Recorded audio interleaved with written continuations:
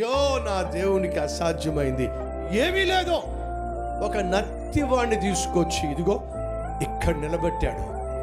సరిగా మాట్లాడడం చేతగా నన్ను ఇదిగో ఇక్కడ నిలబెట్టాడు. అసాధ్యుడండి.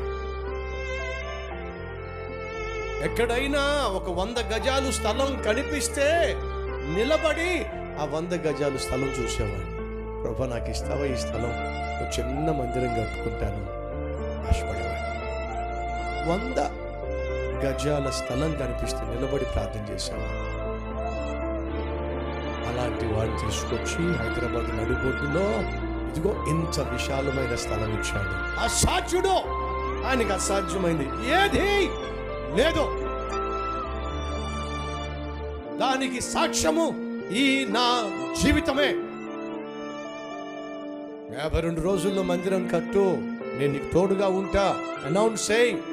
నవ్వారండి, అలం చేశారండి, అసాధ్యం అన్నారండి, పేరు కోసం చేస్తున్నాడు అన్నారండి, ఖచ్చితంగా మునిగిపోతాడన్నారండి. ఒకటి కాదండి, 52 రోజుల్లో ఇదిగో అద్భుతమైన మందిరం నిర్మించబడిందండి. అసాధ్యుడండి మనం సేవిస్తున్న దేవుడు. ఇవన్నీ జ్ఞాపకం చేయడానికి కారణం తెలుసా?